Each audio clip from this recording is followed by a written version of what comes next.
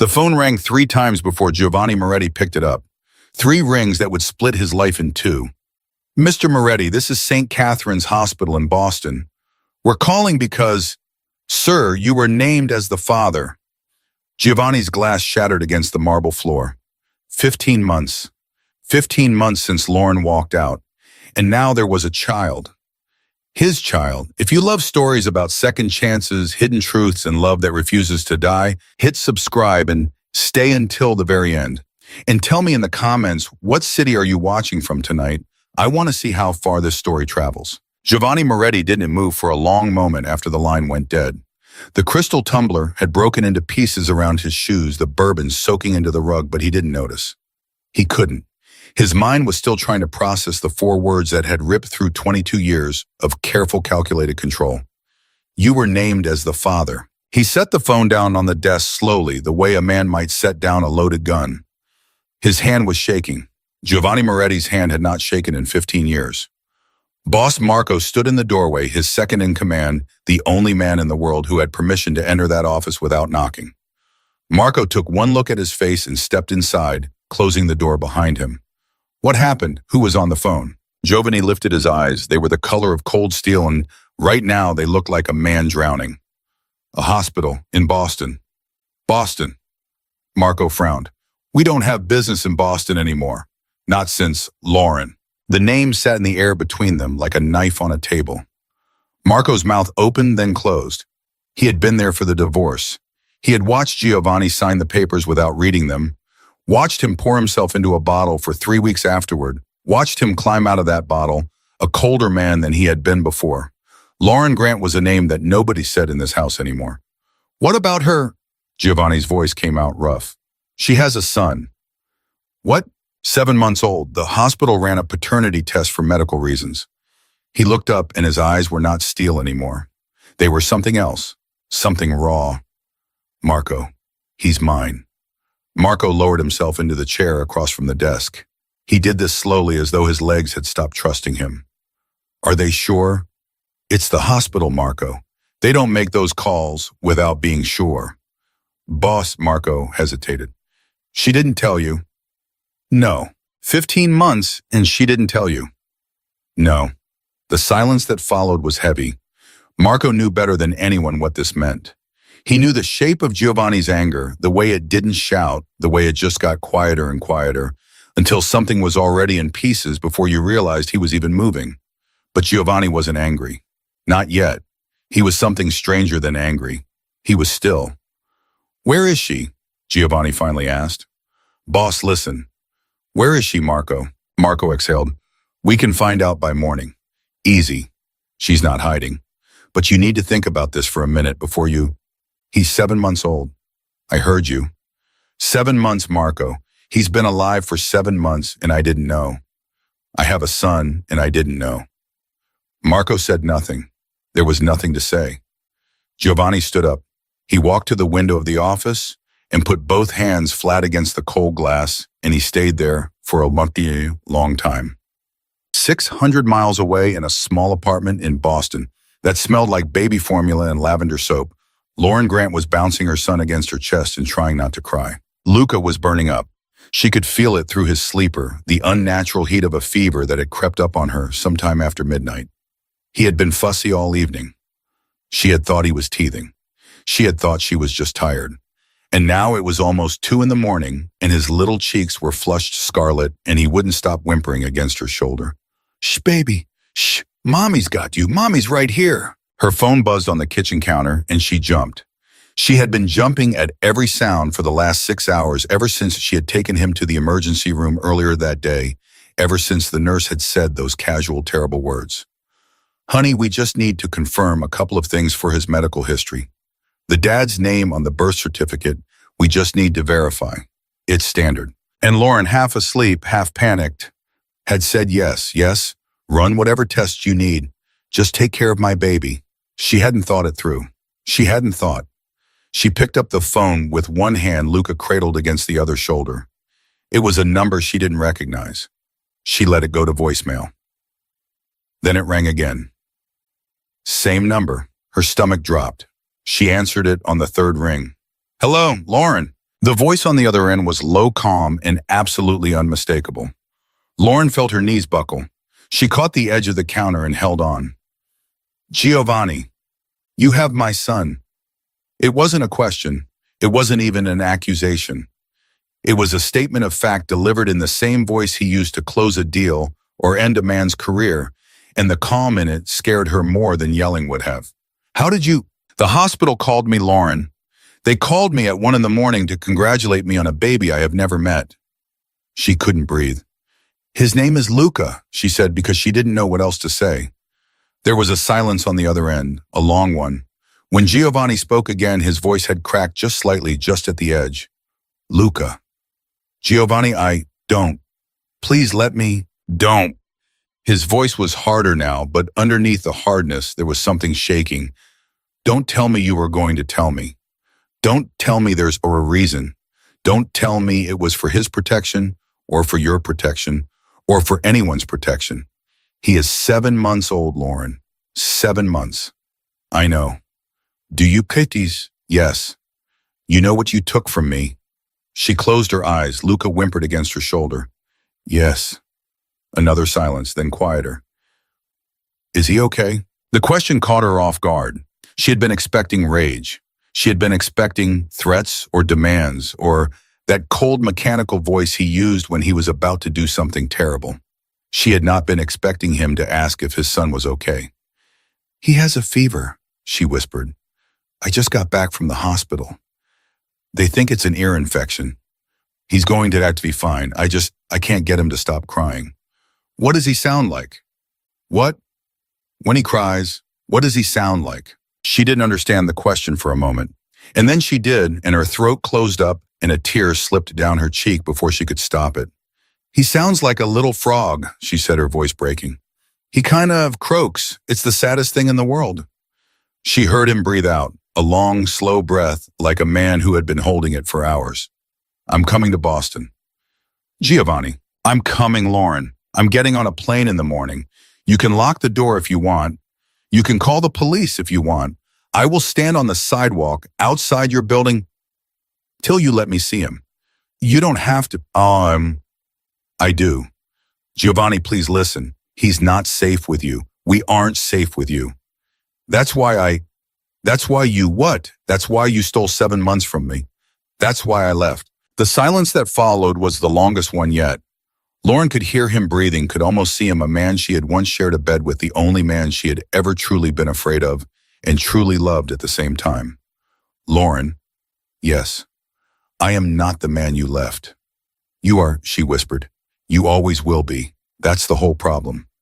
Then I will become a different one. She laughed. It wasn't a happy sound. People don't change like that. For their children, they do. She didn't have an answer for that. Luca whimpered again and pressed his hot little face into her neck, and she pressed her lips against the top of his head and rocked him slowly side to side, and the tears came whether she wanted them to or not. I'll see you tomorrow, Lauren. He hung up. Well, Lauren sat down on the kitchen floor with her back against the cabinets and held her son and cried. She cried because she was tired. She cried because she was scared.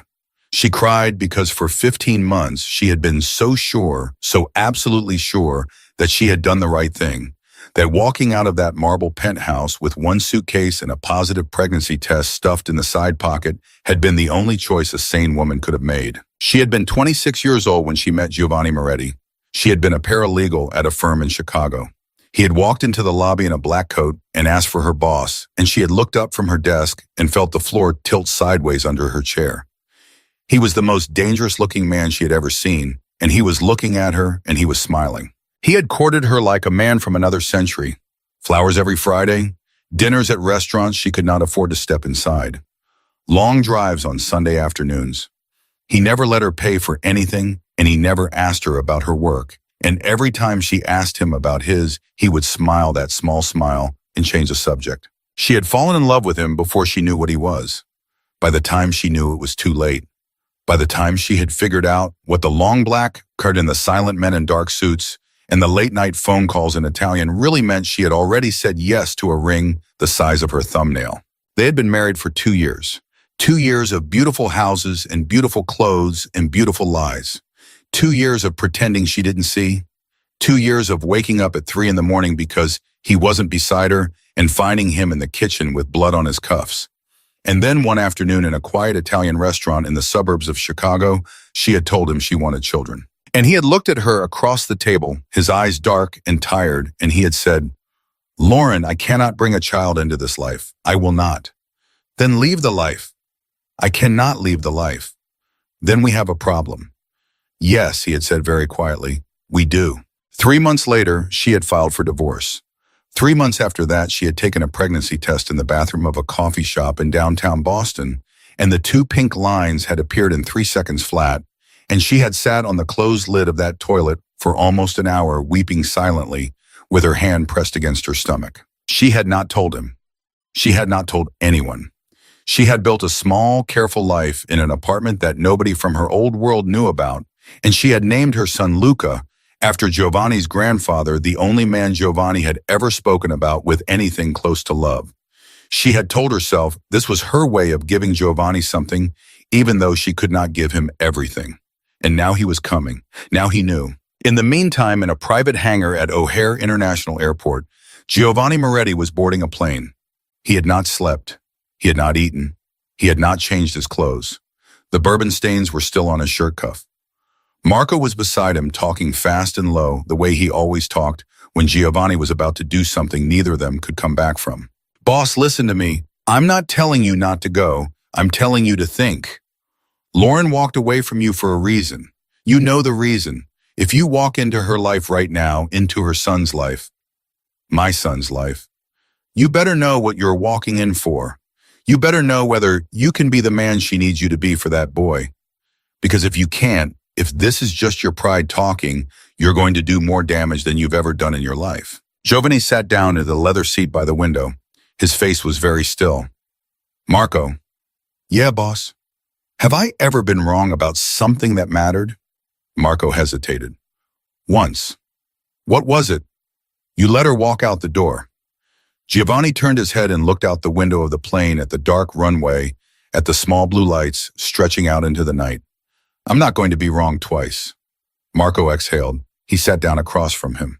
The plane began to move. "What are you going to say to her?" Marco asked. Giovanni didn't answer for a long time. The plane lifted off the ground and the city of Chicago fell away below them, and somewhere in the dark, 600 miles east, a woman was holding a sleeping baby and a phone she would not stop staring at. "I don't know," Giovanni finally said. "Boss, I don't know what I'm going to say, Marco, but I know what I'm going to." "What's that?" Giovanni looked at him, and for the first time in 15 months, there was something alive in his eyes again. "I'm going to meet my son." Lauren did not sleep that night. She lay on the couch with Luca on her chest, his little hand curled around her index finger. His fever finally broke in sometime around 4 in the morning. She listened to him breathe. She watched the digital clock on the cable box change 1 minute at a time. She tried to remember every word of the phone call and tried to forget every word at the same time. She thought about getting on a plane, about taking Luca to her sister's place in Phoenix, about disappearing again deeper this time, smarter. She had a passport. She had cash in a coffee tin in the closet. She had been preparing for this in some small, careful way since the day Luca was born. But she didn't get up. She didn't move. Because somewhere deep down in a place she did not want to look at too closely, she was tired of running. She was tired of pretending. She was tired of being the woman who had taken a child from his father, no matter how good her reasons had been. The sun came up at 6:23. Her phone buzzed at 7:02. It was a text from a number she didn't recognize. Just 3 words. "I'm in Boston." She stared at it for a long time. Then her doorbell rang. Lauren's whole body went cold. Luca was asleep in the bassinet beside the couch. She got up very quietly and walked to the door on legs that did not feel like her own. She put her eye to the peephole. He looked older.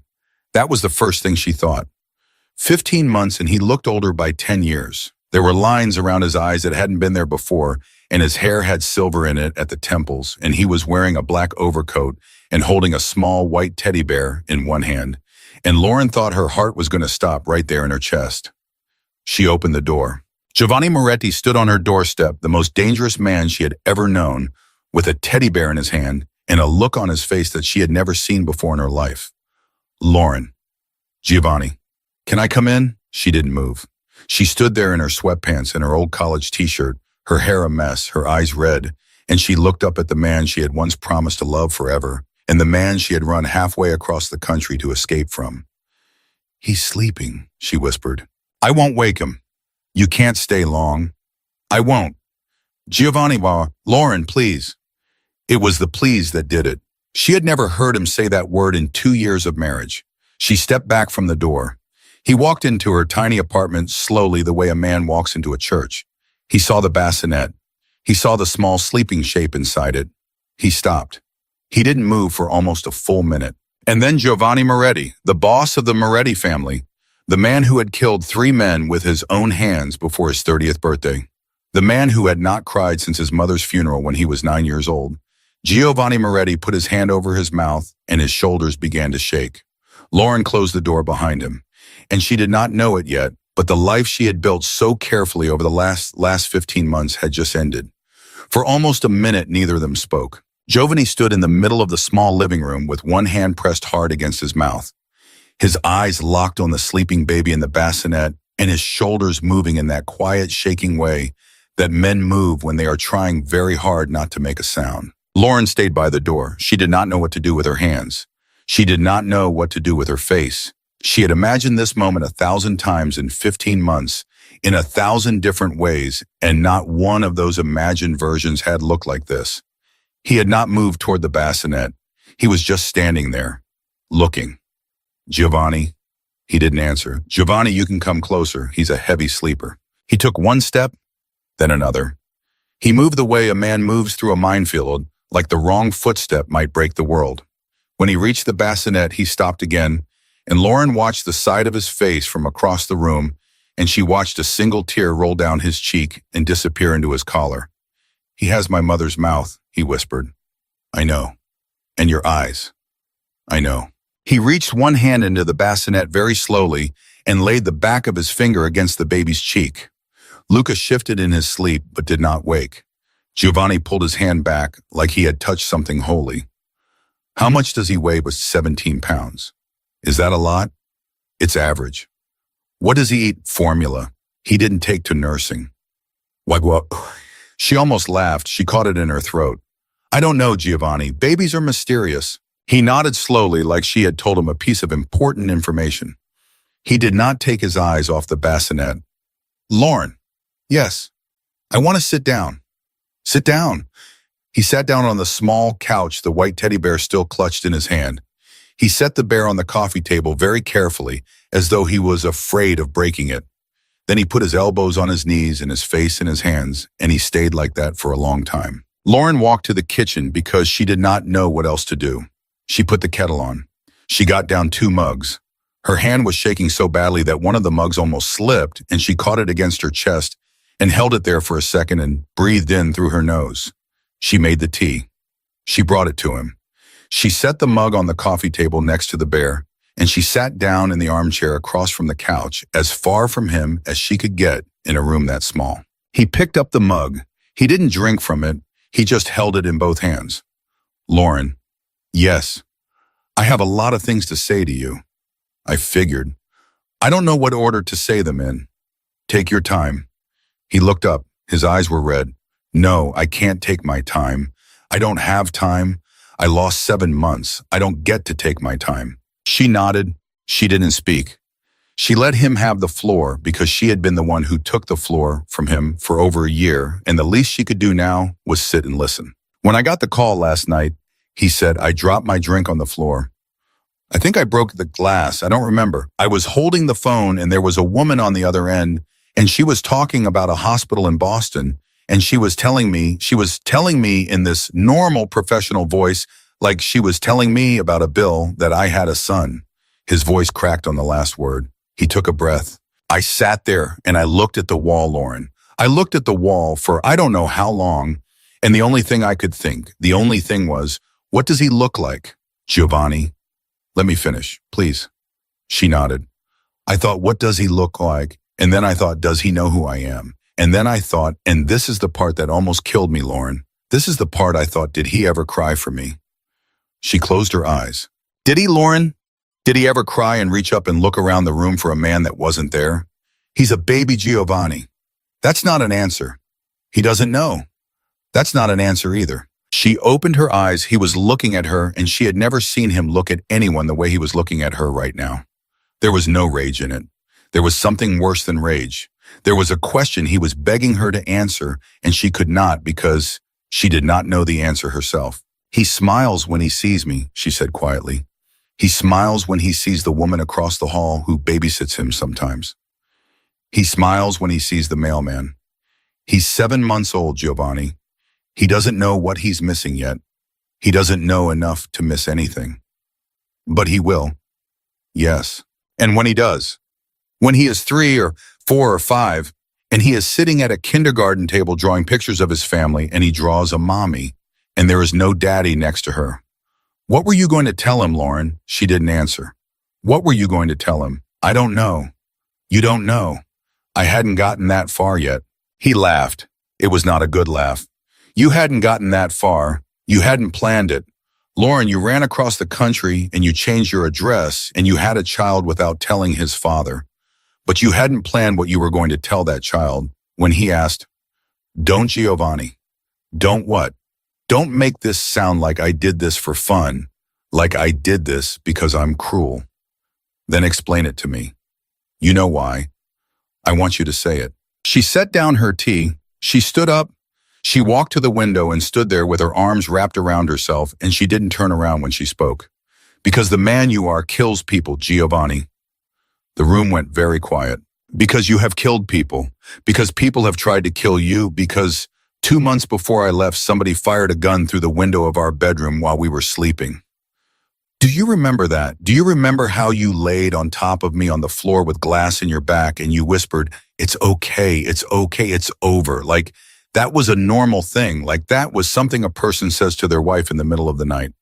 Lauren, because the man you are sat across from me at dinner and told me he could not bring a child into this life. You told me that? Not me, you. And then I found out 2 months later that I was pregnant anyway and I had a choice to make, and I made it. You made it without me. Yes. You made the biggest decision of my life without me. Yes. And you think that was fair? I think it kept him alive. She turned around. Her eyes were wet, but her voice was steady. I think if I had told you, Giovanni, you would have wanted him. I think you would have wanted to keep him. And I think you would have tried to keep us both safe. And I think you would have tried very hard. And I think that one day you would have come home and we would not have been there anymore. Not because we left, because someone took us. He didn't answer. That's why. He was quiet for a long time. You think you saved him. I think I tried. From me. From the world you live in. He set the tea down. He stood up. He walked over to the bassinet and he looked down at his son again. And Lauren watched his back, the way it rose and fell, with his breathing, the way it had risen and fallen 100 mornings when she had woken up next to him in another life. You are not wrong, he said very quietly. She blinked. What? You are not wrong, Lauren. The world I live in is not safe. It has never been safe. I told you that the day we got married. I told you that the night before, in fact. I asked you if you understood, and you said yes, and I believed you.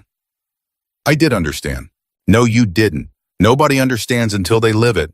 I knew that, and I married you anyway because I was selfish, and because I loved you, and because I thought if I loved you enough, I could keep the bad part of my life on the other side of the door. Giovanni, let me finish. She nodded. I could not. I tried, but I could not. And when you told me you wanted a child, Lauren and I said no. I didn't say no because I didn't want one. I said no because I was terrified. I said no because I had spent 38 years watching the children of men in my position grow up in beautiful houses with armed guards at the gate, and I had watched some of those children grow into men who did the same things I do, and I had watched some of those children be carried in small coffins, and I had decided that I would rather die alone than watch a child of mine in a coffin. That is what I meant when I said no. She didn't speak, and I should have said that. I should have said it that way. I said it the wrong way, and you heard the wrong thing, and I let you walk out the door, Lauren.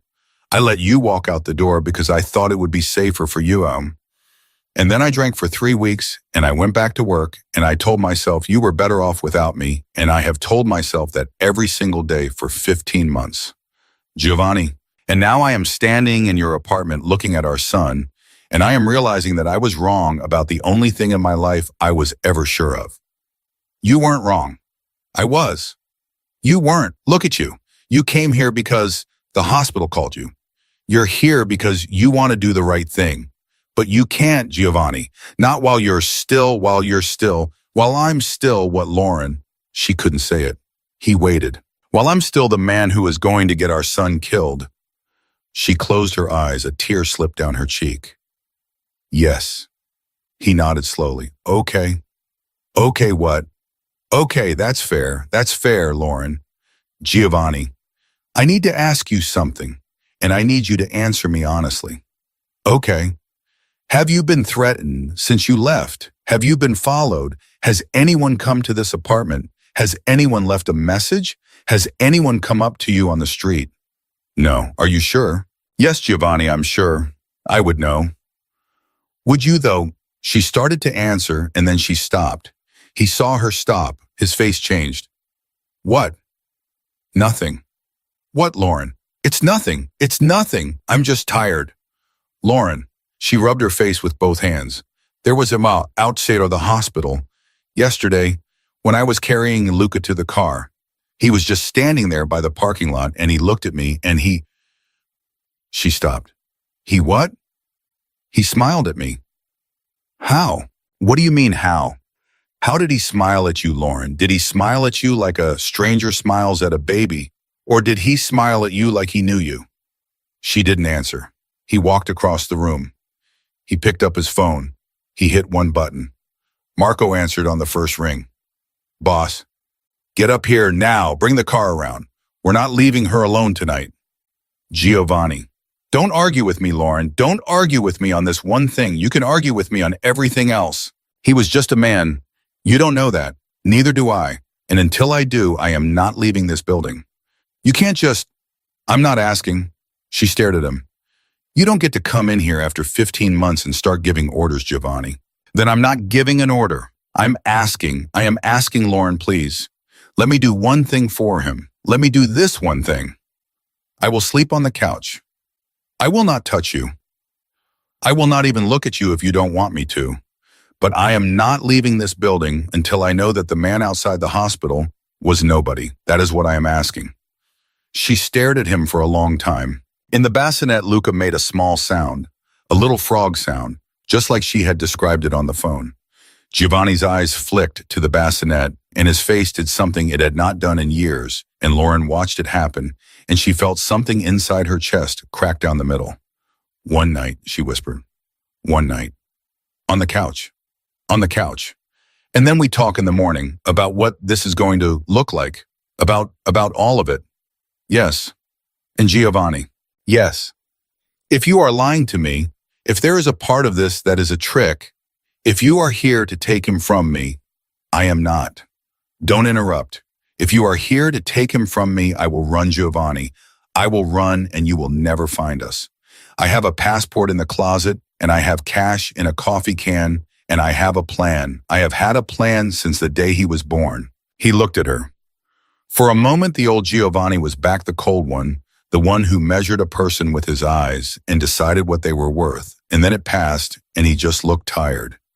I know you do, he said softly. I would have expected nothing less. She nodded. She turned away. She picked up the empty tea mugs and walked them to the kitchen.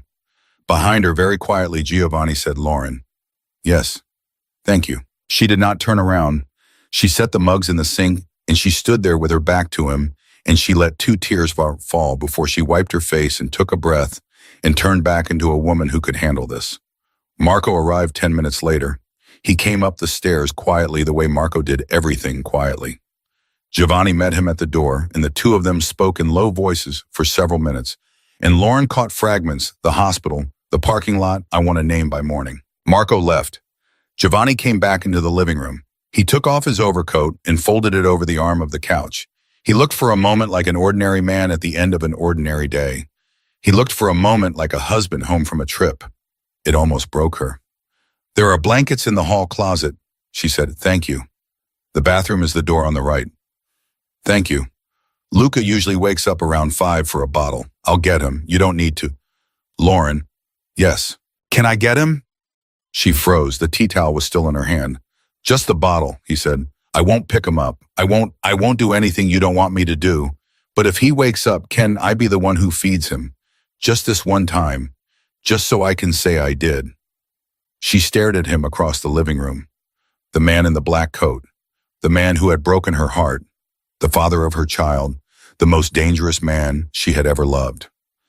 Yes, she said. Yes, Giovanni, you can feed him. He nodded just once, and then he sat down on the couch and he picked up the white teddy bear and he held it in his lap with both hands, like he was afraid it might disappear if he set it down, and he stared at the bassinet across the room until his eyes finally closed. Lauren turned off the lamp. She walked down the hall to her bedroom. She closed the door behind her. She got into bed in her sweatpants and her t-shirt, and she lay flat on her back and she stared at the ceiling, and she did not sleep and she did not cry on. She just lay there and listened, and from the living room, very faintly, she heard the sound of a man who had not held his son yet, but who was 30 feet away from him for the first time in his life, breathing in the dark. Somewhere outside the building, parked on the corner under a streetlight that did not work, a black car sat with its engine off. The man behind the wheel was not Marco. The man behind the wheel was smiling. The man behind the wheel sat there for almost 2 hours. He did not move. He did not turn on the radio. He did not light a cigarette, though there was a pack of them on the dashboard and an empty one crumpled in the cup holder. He simply sat with his hands resting on the steering wheel, and every so often he tilted his head and looked up at the third-floor window where a single lamp had been burning until just before midnight. His name was Antonio Russo. He had flown into Boston that afternoon on a private flight from Newark. He had not told anyone where he was going. He did not need to. He was 47 years old, and he had been working for the same family for 30 of those years, and he was very good at his job. His phone buzzed against the passenger seat. He glanced at it. He picked it up. It's me. Status? He's in the building, came up at 7 this morning, hasn't come back out. And the woman inside. The child inside. A pause. How do you know? I saw her with him yesterday, coming out of the hospital. The baby is real. The Moretti boy is real. A longer pause. The voice on the other end was older, heavier, the kind of voice that did not need to raise itself to fill a room. Antonio. Sir, do not move on him yet. Sir, with respect, this is the window. He's exposed. He is sleeping in a civilian apartment without a detail. Marco is parked 2 blocks away. I can be in that building in 90 seconds. Antonio. Sir, I said do not move on him. Did you not hear me? I heard you. I did not bring you into this to take a shot at Giovanni Moretti in a stairwell. I brought you into this for something else. Antonio was quiet. Do you understand me? Yes, sir. Good. Watch him. Watch the woman and watch the boy, especially the boy. I want to know what time he eats, what time he sleeps, who holds him, and where they take him when they take him outside. I want to know everything about that child. Are we clear? We are clear. Antonio, one more thing. Sir, if Giovanni Moretti so much as suspects you exist, before I tell you, it is time I will skin you myself. Are we clear on that as well? Yes, sir. The line went dead. Antonio lowered the phone. He looked up at the third-floor window again. The lamp was off now. The whole apartment was dark.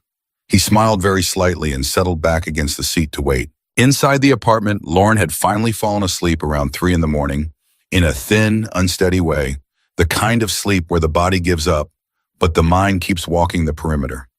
She had been listening for any sound from the living room, the creak of the couch, a footstep in the hall, anything that would tell her that the man in her apartment was actually moving toward her son in the dark. She had not heard a single thing. When Luca's small cry came at 5:12, she was on her feet before she was fully awake. She came down the hallway with her heart already in her throat.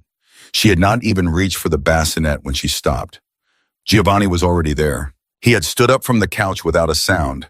He was leaning over the bassinet, one hand braced on its edge, the other not touching anything, just hovering just inches above his son, like a man who did not yet trust himself to make contact. Luca was making the small frog sound she had described on the phone. Giovanni's face from the side looked like the face of a man watching something he did not believe was real. Lauren cleared her throat softly. He did not jump. He did not turn fast. He just slowly straightened up and looked at her. "He's hungry," she whispered. "How do you know?" "He always does that little sound when he's hungry. If he was hurting, he'd cry louder." Giovanni nodded slowly, like she had handed him a piece of classified information. "I'll get the bottle," she said. "Show me how." "Giovanni, show me how, Lauren, please, I want to know." She walked past him into the kitchen. Her hands were not as steady as she wanted them to be. She measured the formula. She mixed the water.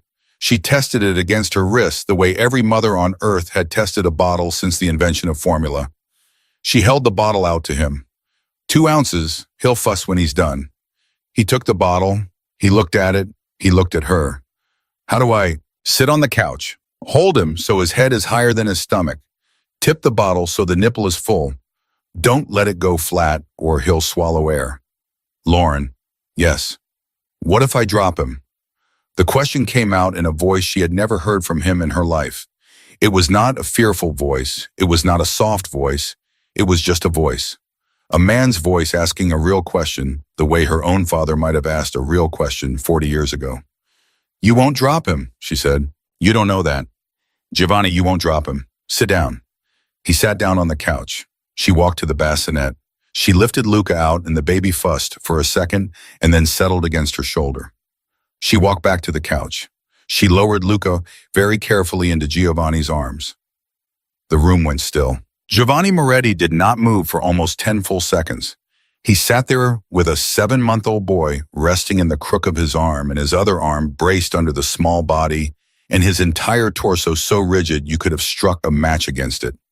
He stared down at his son with an expression Lauren had never seen on a human face before, and Luca, oblivious, just yawned and reached up and grabbed at the front of his father's shirt. A sound came out of Giovanni's throat. It was not a word. It was something smaller than a word. Lauren stepped back. She did not breathe. "The bottle," she whispered. "Yes." His voice was rough. "Yes, the bottle." He shifted his arm slowly and brought the bottle to Luca's mouth.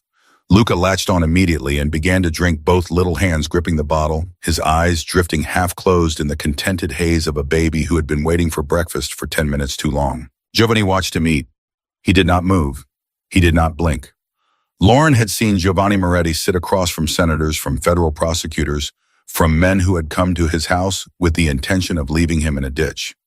She had never seen him look at any of them the way he was looking at Luca right now. "Lauren, yes. He's holding my finger." She looked. Luca's tiny right hand had let go of the bottle and was wrapped around Giovanni's index finger, the way babies hold things with that absolute unconscious grip that they have for the first months of their lives. "He likes to hold things while he eats," she whispered. "He's holding my finger." "Yes."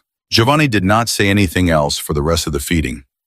Lauren backed up to the kitchen and stood with her arms crossed and her hand pressed against her mouth, and she watched her son drink a bottle of formula in the arms of his father for the first and only first time, and she felt something she had not let herself feel in 15 months, and she did not know what to do with it.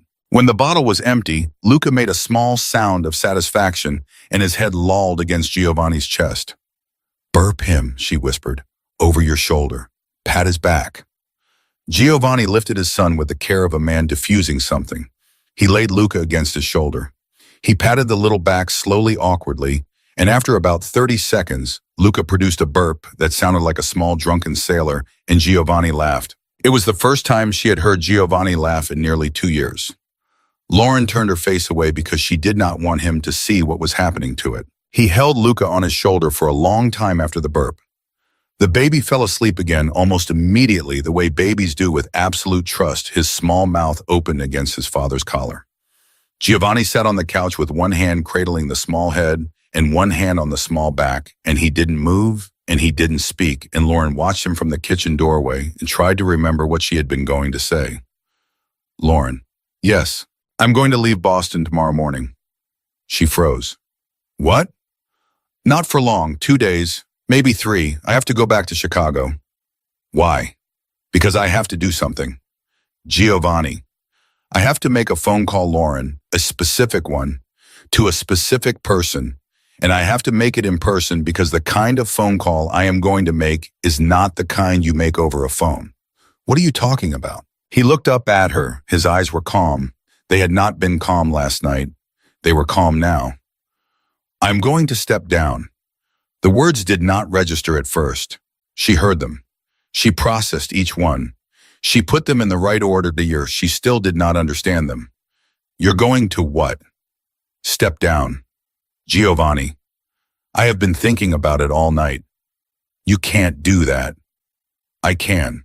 Giovanni, men in your position don't step down. They don't retire. They don't hand in a 2 weeks notice. That isn't how it works. You told me yourself 100 times a man like you doesn't get to walk away. You said that night, the night you said no to children, you said, I know what I said. Then you know it's not possible. I know it isn't easy. I know it isn't simple. I know there is a price. I have known the price of it for 20 years. I am willing to pay it now, and I was not willing to pay it then, and that is the whole difference. What does that mean? It means what it means. Giovanni, look at me. What does that mean? He looked at her. Luca slept on undisturbed against his collarbone. It means I will make my arrangements with the right people. I will hand over what I need to hand over to the right people. I will give up what I need to give up to the right people. And then I will walk away, Lauren, and I will live the rest of my life in whatever small way I can live it, and I will spend that life trying to deserve the boy who is sleeping on me right now. She stared at him. They'll kill you. Maybe. They will, Giovanni. They will not let you walk. Some of them won't. Some of them will. I have a few friends left. I have favors I have not called in for 15 years. I have made a lot of men a lot of money, Lauren. I am not without leverage, but I am not going to lie to you. There is a chance this ends badly. Then why? Because the alternative is worse. What's the alternative? He looked down at Luca. He did not answer for a long moment. The alternative is that I stay, and I keep him at arm's length, and I send money, and I send guards, and I show up at birthday parties with bodyguards in the corners of the room, and I tell myself I am being a father. And one day, Lauren, one day when he is 6, when he is 12, when he is 20, somebody who hates me will find him. They will find him because he is mine.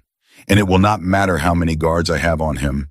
It will not matter how careful you are. It will happen because my world is what my world is. Giovanni, I will not have my son grow up the way I grew up. I will not have him afraid to walk to school. I will not have him watch men come to the door at midnight. I will not have him bury his father at 20 years old like I buried mine. Do you understand? She could not speak. I am not asking you to take me back, Lauren. I am not asking you to love me again. I am not asking you for anything except the chance to try to be his father. A real one. The kind that picks him up from school. The kind that teaches him to ride a bike. The kind he isn't ashamed of. That is the only thing I am asking. She sat down on the floor. She did not mean to. Her legs simply gave out underneath her, and she ended up sitting on the kitchen tile with her back against the cabinet and her hand pressed flat against her chest. Lauren, just, give me a second. Lauren shouted, "Oh, don't talk yet. Just let me sit here for a second." He did not talk. He sat on the couch and he held his son and he watched her sit on the kitchen floor, and the silence between them was not the silence of strangers anymore. After a long minute, she lifted her head. "They'll come for him," she said, "won't they? While you're doing this, while you're stepping down, there will be a window." He did not answer right away. "Won't they, Giovanni?" "Yes." "How long of a window?" "A few weeks, maybe a month, maybe longer." "And during that window, Lauren, I need you and Luca to be somewhere that nobody can find you.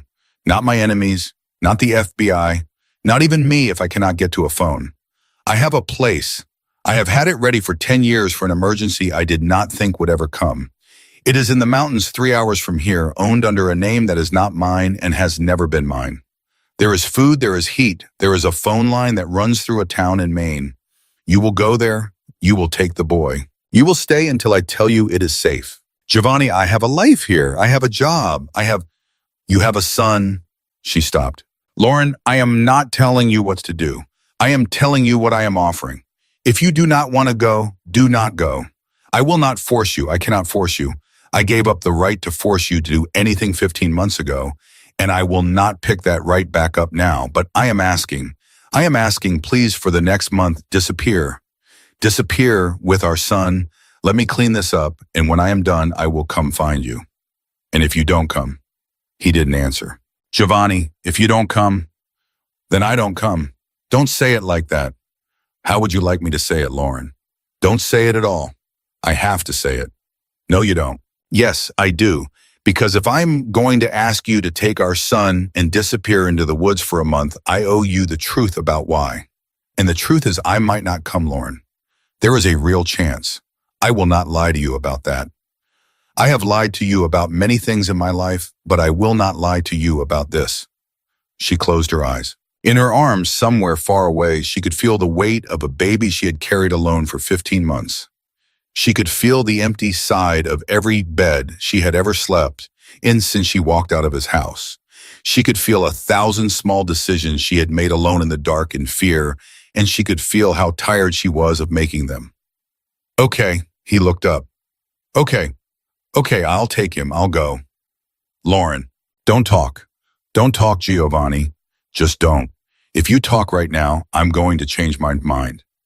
He didn't talk. She got up from the kitchen floor. She walked over to the couch. She stood in front of him for a moment, looking down at the man she had loved and the man she had run from and the man who was holding her son like he was made of something more precious than blood. Then she sat down beside him. She did not touch him. She just sat there. And after a long, long moment, she leaned her head very slowly against his shoulder, the shoulder that wasn't holding the baby, and she let it rest there. He did not move. He barely breathed. You have 3 days, she whispered. 3 days, Giovanni, and then I'm going. 3 days. And you come back. I will try. No, you come back. Promise me. He turned his head very slightly. His mouth was almost in her hair. I promise. Down on the street in the dark, the man named Antonio Russo lifted a small camera off the dashboard and took a photograph of the third-floor window where a lamp had just clicked back on. He sent the photograph. He waited. A reply came back within a minute. One word. Soon. 3 days went faster than either of them expected. Giovanni spent the first morning on the phone, and not the kind of phone he usually used. He had Marco bring up a small leather case from the car, and inside it were 3 burners still in their plastic wrapping, and he opened them at the kitchen table the way another man might open a deck of cards. Lauren stood in the doorway with a coffee in her hands and watched him work, and she realized slowly that she was watching a man dismantle his own life. He made calls she did not understand. He spoke in Italian for some of them, and in English for others, and twice he switched to a language she had never heard him speak in 2 years of marriage, something old and clipped that he later told her was Sicilian. He never raised his voice. He never argued. He spoke in short sentences, and he listened far more than he spoke, and every so often he closed his eyes for a long moment before he answered. She did not ask who he was calling. She did not want to know. Around noon, Marco came up to the apartment with a bag of groceries he had bought from a store 6 blocks away, paid for in cash, and a folder of papers that he set down on the kitchen counter without a word. Giovanni opened the folder. Lauren saw passports inside. 3 of them. One was an infant passport, and the photograph in it was Luca's, although where Marco had gotten that photograph she did not know, and she did not ask that either. Lauren Wexler, Giovanni said, reading off one of the passports. That's your name now, for travel purposes, just for the next 30 days. Wexler. It was my mother's maiden name in the version of her life she stopped using when she came to this country. It is on no document anyone living would ever connect to me. You'll be safer carrying it than your own. And Luca Wexler, same reasoning. And you, I keep my name. Whatever happens next, my name has to stay where everyone can see it. That's part of how this works. She did not respond to that. She picked up the small blue passport with her son's face inscribed on it and turned it over in her hands, and for the first time she understood in her body that this was actually happening. That night, Giovanni slept on the couch again. He did not ask for anything else. He did not even sit too close to her on the small sofa when they ate dinner, and twice he caught her eye across the table and looked away, first like a man who did not feel he had earned the right to look at his wife's face. She watched him with Luca that evening for almost 2 hours. He had figured out how to change a diaper by the end of the first day badly, and by the end of the second day well. He had figured out which song made Luca stop crying when nothing else worked, an old Italian lullaby that his own mother had sung to him 40 years ago and that he had not thought of in 20. He sang it under his breath while he walked the baby up and down the hall, and Lauren stood in the kitchen with her hand pressed against her mouth and listened, and she did not know whether she was watching the beginning of something or the end of something, and she was not sure she wanted to know. On the morning of the third day, Marco brought the car around at 6. Giovanni stood in the entryway of the apartment with his coat on. He had a small overnight bag in one hand. Luca was in his car seat by the door, dressed in a thick blue sleeper, fast asleep. Lauren. I know. You leave today, not tomorrow, today. I know, Giovanni. Marco's brother is downstairs. His name is Vincent. He is going to drive you to the place. He is the only person besides me and Marco who knows where you are going. He will leave you at the cabin and he will come back. He will not tell anyone, not even his own wife. Okay. There is a phone line at the cabin. I will call it at 7 o'clock every evening. If you do not hear from me by 8 o'clock, you assume something has happened and you do not stay there. There is a second cabin written on a piece of paper inside the freezer of the first cabin. You go there. Do not call the police. Do not call anyone. You go to the second cabin and you wait for Vincent to come for you. Giovanni, tell me you understand. I understand. Tell me again. I understand, Giovanni. I understand. Stop. He nodded. He put down the overnight bag. He walked to the car seat and crouched in front of it. He stayed there for a long moment. Then he reached out very gently and laid his palm flat against Luca's chest over the small, sleeping body, and he held it there. His eyes closed. He whispered something. She did not catch it. She did not ask. When he stood up, his face was the face of a man going to war. Lauren, yes, if I do not come back, don't. If I do not come back, you do not tell him about me the way I was. You do not tell him I was a bad man. You tell him I was a man who tried at the end to be a different one. Tell him that I held him while he ate his bottle. Tell him I sang to him in Italian. Tell him those things and not the other things. Do you understand? Giovanni, stop. Promise me. You're coming back. Promise me. I promise. Stop. He stepped toward her. For a moment, she thought he was going to kiss her, and her whole body froze, and then he didn't. He reached up and laid his hand against the side of her face for the briefest moment, his thumb against her cheekbone, and he looked at her the way a man looks at a photograph he is about to put away in a drawer. Then he picked up the overnight bag, and he turned and he walked out of the apartment without looking back. Lauren stood in the entryway with her son's car seat at her feet, and she stayed there for almost 5 minutes, and she did not cry because she had decided sometime in the night that she was done crying for a while. Vincent came up the stairs 10 minutes later. He was a soft-spoken man in his 50s with a gray beard and kind eyes, and he carried Luca's car seat down to the car for her without asking, and he loaded her 2 suitcases into the trunk. And when he opened the back door, he said, "Ma'am, we'll take it slow on the highway. The little man will be fine. You just rest if you can." She got into the car. She buckled in beside the car seat. She looked up at the third-floor window of the apartment that had been her home for 15 months, and she said goodbye to it in her head, and then they pulled out into traffic. Down the street, Antonio Russo started his engine. He waited until the dark sedan with Lauren and the baby in it had reached the second light. Then he slid out of his parking space and followed 3 cars back the way he had been trained 30 years ago. His phone rang on the passenger seat. "They're moving," he said. "Who's driving?" "Not Marco. Older man, different car, different plates. They're heading west." "And Giovanni?" "Already gone.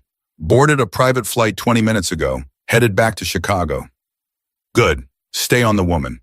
And when I have her, do not touch her. Do not touch the boy. You follow her. You tell me where she goes. That is all. Are we clear?" "Clear." He set the phone down. He stayed 3 cars back. He had been doing this for 30 years, and the woman in the sedan ahead of him did not know he existed, and that was exactly how he liked it. 600 miles west, Giovanni Moretti walked into a restaurant on the south side of Chicago that had not changed its menu since 1978. The owner came out from behind the counter when he saw him, and the 2 men embraced, and Giovanni kissed the older man on both cheeks the way his father had taught him. Don Moretti, the older man said softly. Don Calabrese. It has been a long time. Too long. Sit, eat, then we talk. They sat, they ate. Giovanni had not eaten in almost 2 days, and he did not realize it until the food was in front of him, and even then he ate slowly because the man across from him was older than 70 and had been a friend of his father's, and you did not bolt your food in front of a man like that.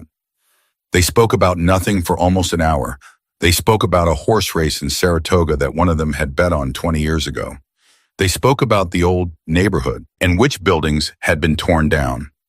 They spoke about Don Calabrese's grandchildren, of whom there were now 7. When the plates were cleared, the old man folded his napkin and set it on the table, and he looked at Giovanni across the candle. You did not come here to talk about horses, Giovannino. No. Tell me, Giovanni told him. He told him about Lauren. He told him about Luca. He told him about the hospital phone call and the apartment in Boston and the bottle at 5 in the morning. He told him about the lullaby. He told him about the man outside the parking lot with the smile on his face. He told him what he was about to do and why he was about to do it and what he wanted. The old man listened. He did not interrupt. When Giovanni was finished, the old man sat there for a long moment with his hand wrapped around a small glass of grappa, and he watched the candle. You want to step down? Yes. You understand what that means? Yes. Some of them will not let you. I know. Some of them will say that you cannot be trusted to walk away, that you know too much, that a man who walks away with what is in your head is a danger to every man you leave behind. I know. You will need a sponsor, someone with a name, someone whose word will hold. That is why I came to you. The old man nodded slowly as though this were the answer he had expected. Why should I? Because you owe my father a favor that he never called in, and because I am calling it in for him. The old man looked up. His eyes for an instant were not old. You think your father would have wanted me to spend that favor on this? I think my father would have wanted me to be a father. The old man was silent for a long time. Then he leaned forward and he laid his hand over Giovanni's hand on the table and he squeezed it. All right, Giovannino. All right. All right. I will be your sponsor. I will speak for you at the table. I will tell them that you walk away clean and that any man who lifts a hand against you or against your son lifts a hand against me. And there is not a man at that table who will lift a hand against me. Giovanni closed his eyes for a moment. Thank you. Do not thank me yet. Why not? Because there is a problem. What problem? The old man took a long sip of his grappa. He set the glass down very carefully. There is a man at the table who is not at the table. Do you understand? No. There is a man who is doing business in our world, Giovannino, who is not part of our world. He is using our roots. He is using our protection. He is hiding in our shadow, and he is doing things that none of us would ever sanction, and he has been doing these things for almost 2 years now. Who? He is a Mexican. He came up through Texas 8 years ago. He runs a piece of the Chihuahua cartel out of New Jersey. His name does not matter because by next week his name will not matter to anyone. What does he have to do with me? The old man looked at him. You arrested his brother. Giovanni went still. 2.5 years ago, you did not arrest him personally, but you gave the information to a federal agent because the brother had killed a child in one of our neighborhoods, and you considered it a matter of honor. That federal agent put the brother in a cell in Pennsylvania, and that brother was killed in that cell by another inmate 6 months later. And the man we are speaking of, Mexican, has never forgotten. How do you know this? Because 2 weeks ago he came to me. He sat at this table where you are sitting. He asked me very politely for permission to take a small piece of revenge against the Moretti family. I told him no. I told him our family does not settle our matters with him, and his matters do not concern our family, and he should go home and forget the whole thing. And he smiled at me, Giovannino. He smiled at me the way a man smiles when he has already decided not to listen to a single word you have said. Giovanni put both palms flat on the table. His face had gone the color of old wax. Don Calabrese. Yes. There was a man outside the hospital where my son was born, the day before yesterday. He smiled at the boy's mother. The old man looked at him for a long moment. Then we have a problem, Giovannino. Where is my son right now? You said you sent them to a safe place. Yes. Is the safe place in your name? No, that's the amount. Is the road to that safe place in your name? No, the car, the driver, the cabin, none of it goes through me. Then they are safer there than anywhere else in this country tonight. But Giovannino, you listen to me now. I'm listening. This man is not waiting for you to step down. This man is not waiting for any table to give him permission. This man is not going to fight you the way our people fight. He is not going to come for you. He is going to come for the boy. Do you understand? I understand. He is going to take the boy, and he is going to make sure that you watch. Giovanni stood up from the table. Sit down, Giovannino. I have to call her. Sit down. He sat down. The old man leaned across the table. His voice dropped very low. You are not going to call her right now. You are not going to drive to her right now. You are going to listen to me. Because if you panic, if you move too fast, if you put 1 foot wrong in the next 48 hours, that man is going to get exactly what he wants. Are you listening? I'm listening. You are going to finish what you started. You are going to walk away from our world the right way with my name behind you. And while you are doing that, I am going to take care of the Mexican, quietly, cleanly, without your name on it. Do you understand? You can't. I can, and I will, because your father saved my life in 1979, and I have been carrying that debt for 47 years, and I have been waiting for the right moment to repay it, and this is the moment. Don Calabrese, you stay away from your boy for 3 more days, Giovannino. 3 days, I will know by then. If I am right, I will tell you, and you will go to him, and you will live the rest of your life as a free man. If I am wrong, if I cannot reach this man in 3 days, then I will tell you that as well. And you and I will go to your boy together, and I will stand at that door with a gun in my hand for as long as it takes. Are we clear? Giovanni was breathing hard. Are we clear, Giovannino? Yes. Good. The old man poured another glass of grappa. He pushed it across the table. Giovanni picked it up. His hand was steady. He had decided somewhere in the last 60 seconds that it would be steady.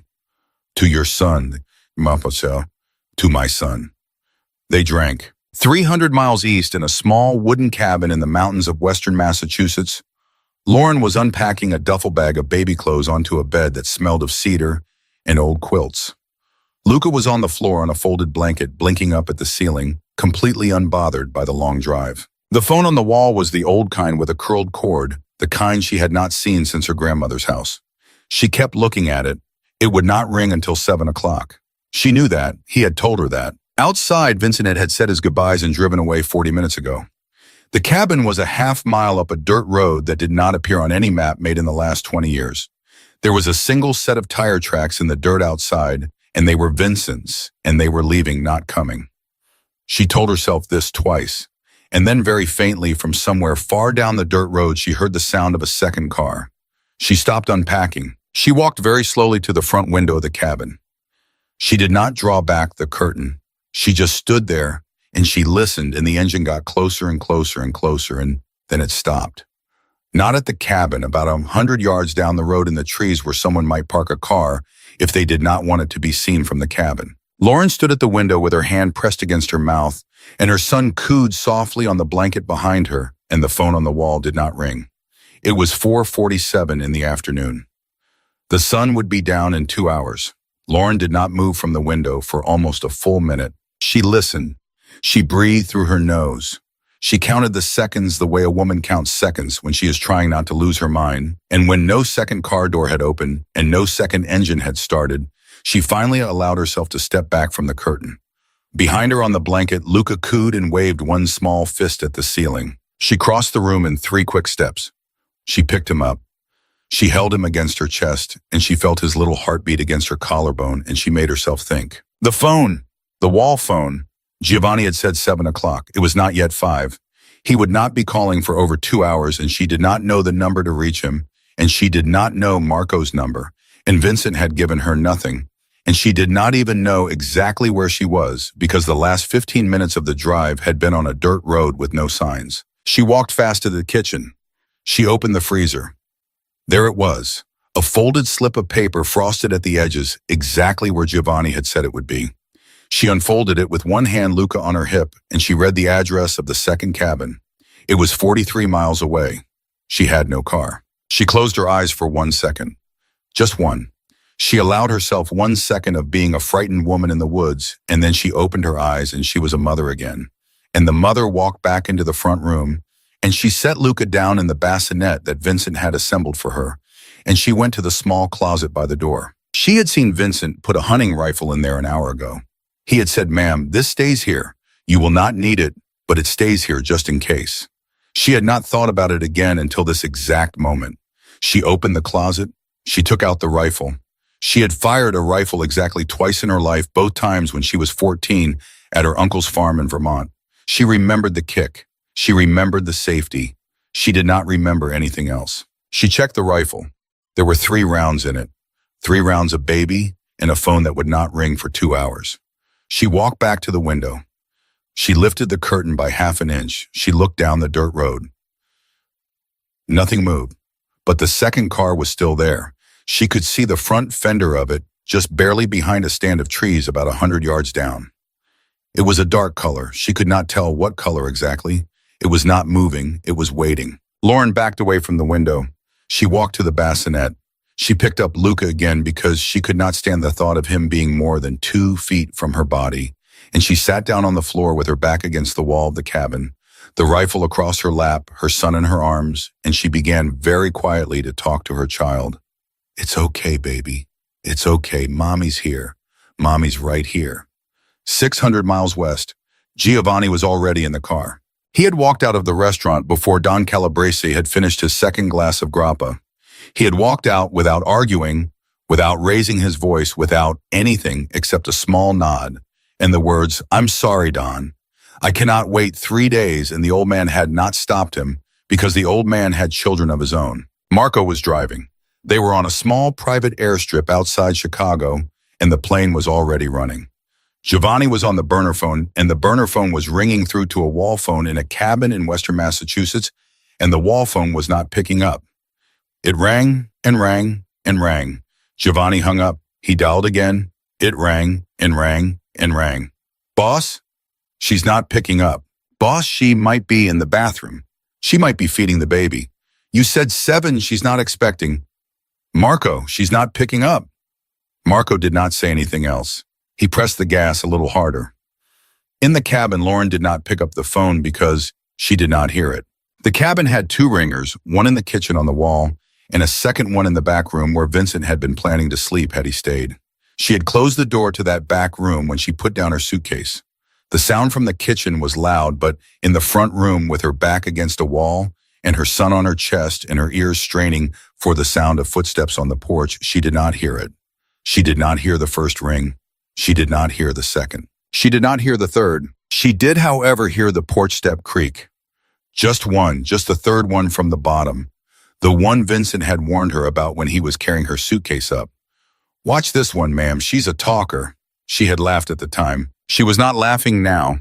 She was on her feet so fast she almost dropped Luca, and she crossed to the bassinet, and she laid him down inside it, and she laid him down on his side with a folded blanket behind his back, so he would not roll.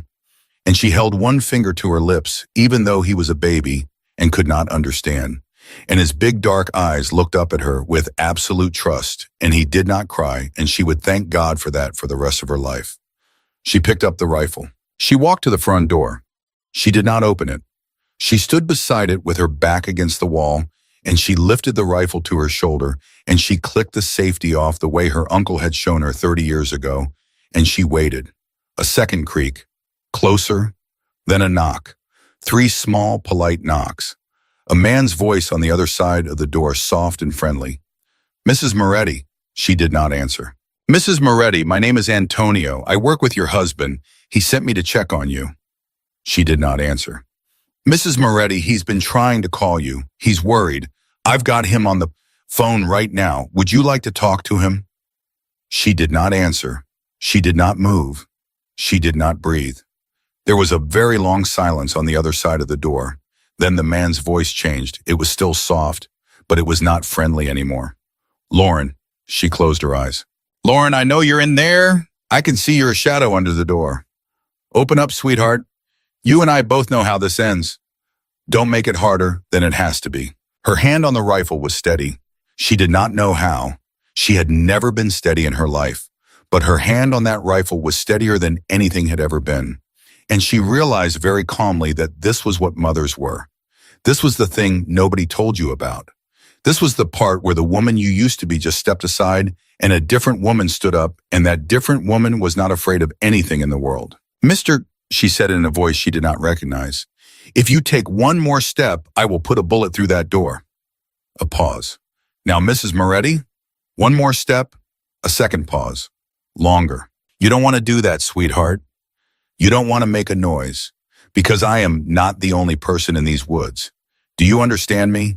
If a shot goes off out here, 3 more cars come up that road in the next 10 minutes.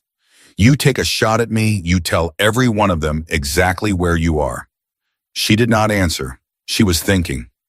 She was thinking faster than she had ever thought in her life. She was thinking, he's right, but he's also lying, because if there were 3 more cars, they'd already be here. There aren't 3 more cars, she said, a third pause. You don't know that, sweetheart. I do know that, because if there were, you wouldn't be standing at my door alone.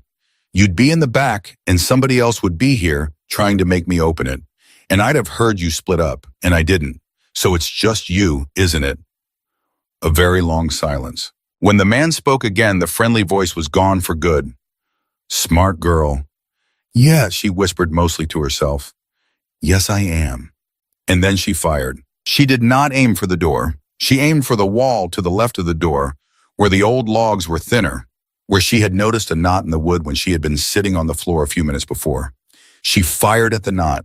The rifle kicked harder than she remembered, and the noise inside the small cabin was so loud that Luca began to scream in the bassinet behind her, and the round went straight through the log and out into the porch, and she heard a man swear. And she heard a body hit the wood. She did not know if she had hit him. She did not wait to find out. She dropped the rifle. She grabbed Luca out of the bassinet. She did not put on a coat. She did not put on shoes. She ran for the back door of the cabin in her socks, with her son screaming against her chest. And she shoved through it, and she ran into the woods behind the cabin in a straight line away from the road, away from the second car, away from everything, and she fought in the dark for almost 10 minutes before she stopped to listen. Nobody was behind her. She kept running anyway. In the car on the way to the airstrip, Giovanni's burner phone rang. He almost dropped it, picking it up. Lauren. It was not Lauren, it was Don Calabrese. The old man's voice was very calm. Giovannino. Don, I cannot talk. I am... Giovannino, listen to me. The Mexican is dead. He went still. What? He is dead. He has been dead for 30 minutes. I told you I would handle it, and I have handled it. But Giovannino, he was not alone. He had a man in Boston, a man who was already moving. I have only just learned the name. I am calling to tell you the name. Tell me the name. Antonio Russo. I don't know who that is. He is a freelancer. He works for whoever pays him. He is in Massachusetts. He is in the woods, Giovannino. He is going to her. I cannot reach him. I do not know exactly where he is, but I am telling you, you have very little time, and you are 600 miles away, and Don. Yes. Thank you. I have to go. He hung up. He looked at Marco. Marco was already pulling onto the runway. Boss, drive. Boss, the plane is right there. Drive Marco to the plane now. In the woods of western Massachusetts, Lauren had stopped running because her legs had stopped working. She was crouched behind a fallen tree about half a mile from the cabin. Her socks were soaked through. One of her feet was bleeding. Luca had stopped screaming and had miraculously fallen back asleep against her shoulder, the way babies sometimes do when the world is too much for them. The sun was behind the trees now, and the cold was coming down fast, and she did not have a coat, and she did not have a phone, and she did not have a plan. What she had was a son. What she had was a half-mile of forest between her and a man who might or might not be alive. What she had was a memory suddenly of something Vincent had said when he was driving her up to the cabin. Ma'am, if you ever need help and the phone don't work, there's a fire watch tower about 2 miles north. Old man up there, name of Hank, still has a CB radio. Good man. He'll know what to do. 2 miles north. She did not know which way north was. She closed her eyes, she thought. She remembered that the sun had been on her left when Vincent had been driving her up from the road. She remembered that the cabin had faced east. She remembered that the porch had caught the morning light. North was to the left of the porch, which meant north was to the left of the cabin, which meant she turned slowly, picturing the cabin in her head. North was that way. She got up.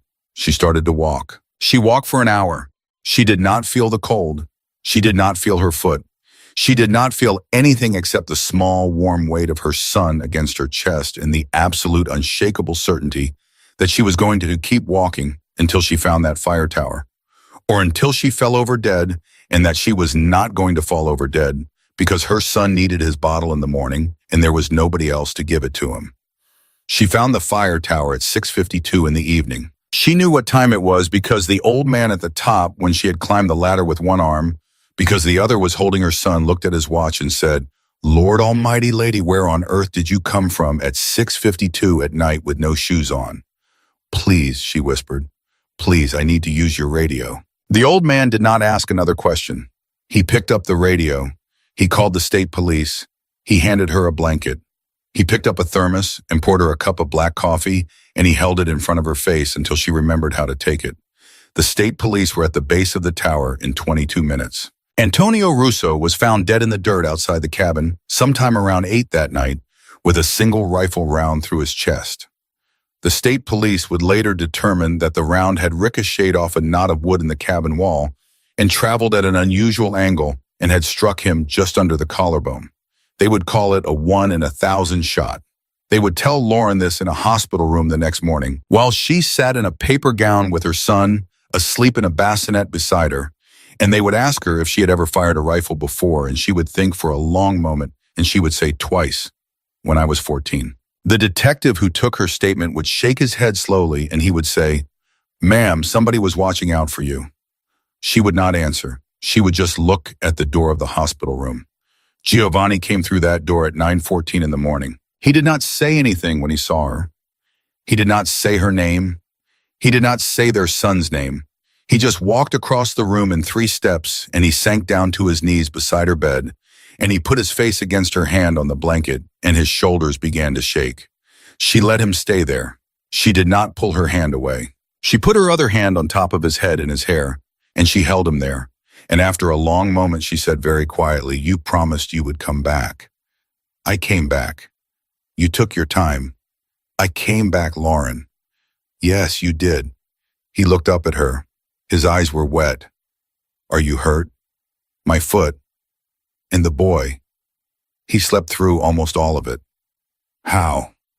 "I don't know, Giovanni. I don't know how. He's a strange child." "He's our child." "Yes." He stayed on his knees by the bed for a long time. He held her hand. He did not look at the bassinet yet. He could not. After a while, he said, "Don Calabrese kept his word." "Who?" "An old man, a friend of my father's. He took care of the man who sent the one who came for you." "And the rest of it?" "The rest of it is done, Lauren." "Done." "Done. I walked out of that restaurant a free man. The table accepted it. The men I needed to speak to spoke for me. There will be no others.